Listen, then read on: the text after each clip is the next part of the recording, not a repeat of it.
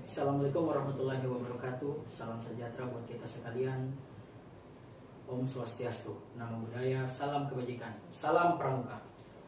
Kakak-kakak, anggota pramuka dimanapun berada, malam ini di studio podcast praktis Pramuka Aktual Indonesia, kita kedatangan Kak Rifai STMSI selaku Sekretaris BPBD Kabupaten Perigi Motong.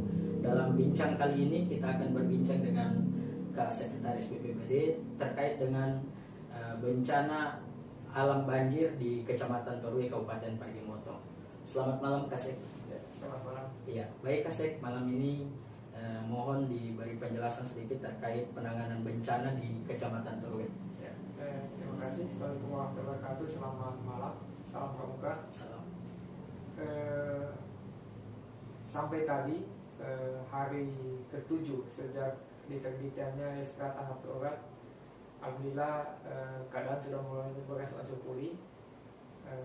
Pengungsi yang berada pada 3 titik yang lokasi pengungsian, tadi pantauan kami sampai jam 2 siang itu 2 titik, itu di rumah Pak Kades dengan di kantor desa, itu sudah mulai hampir tidak ada lagi, walaupun memang katanya kalau malam mereka ada di situ lagi. Kemudian satu lokasi pengungsian itu di Masjid Al-Ikhlas di Dusun 2 itu memang masih ada pengungsi. Dikarenakan memang di situ di Dusun 2 inilah yang paling parah, karena di situ yang rumah yang rusak berat maupun yang hilang. Jadi memang yang pengungsi di situ memang kebanyakan memang sudah yang tidak ada lagi rumahnya lagi. Makanya tetap di situ yang ada pengungsi. Kemudian di lapangan sendiri memang sampai tadi juga keadaan juga kami tetap walaupun beberapa relawan maupun dari beberapa teman-teman kami yang dari Palu juga Poso itu sudah balik semua, tapi sampai tadi kami tetap dengan beberapa relawan, mungkin termasuk pramuka tadi, tetap ada di lokasi, dan kami tetap melakukan pembersihan bersama relawan tadi, rumah-rumah warga. Kemudian kegiatan yang lain kami mengerahkan alat berat juga untuk membersihkan bekas-bekas banjir. Di samping itu dari dinas kami, dinas terkait, dari dinas PUP tadi sudah alhamdulillah itu air bersih spam itu sudah sampai di Dusun 5, walaupun dengan debit masih belum normal, dan diupayakan itu dalam waktu dekat ini sudah bisa masuk ke lokasi-lokasi rumah warga, karena memang masalah utama sekarang di lokasi pengungsian itu dalam lokasi kejadian itu masalah air bersih. Itu yang dari awal bencana jadi masalah, dikarenakan air bersih yang kami pasok itu sumbernya itu di Parigi, karena lokasi yang lain seperti di desanya sendiri di Torue ada spam, kemudian di Tolai pun ada spam, itu dua-duanya rusak dikenalkan banjir. Jadi secara umum keadaan sudah mulai berangsur-angsur, tapi kami tetap akan berada di sana sampai masa tanggap darurat selesai itu pada tanggal 11 Agustus. Iya, terima kasih Kak. Selanjutnya terkait relawan. Dalam hal ini potensi relawan di tempat kejadian.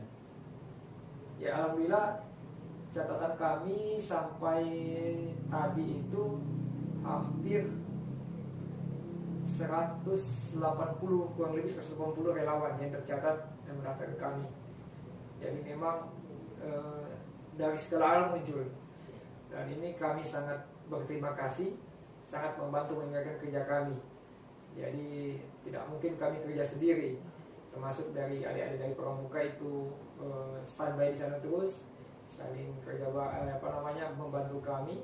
Relawan yang lain juga seperti itu. Jadi ada yang ke rumah langsung ke rumah warga membantu, ada yang membantu kami juga mendistribusikan bantuan. Nah, ini yang kami harapkan memang seperti ini. Jadi peranan-peranan relawan-relawan ini yang sangat-sangat membantu kami.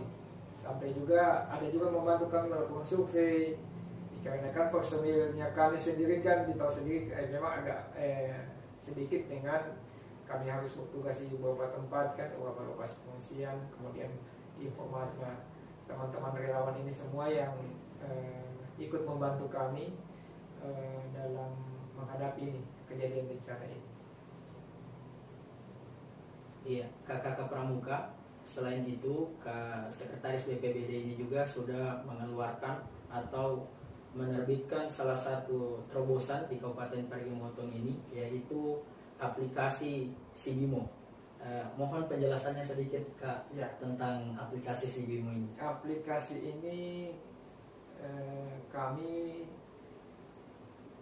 luncurkannya tahun lalu sebenarnya pada bulan Juni 2021. Alhamdulillah ini sudah hampir setahun.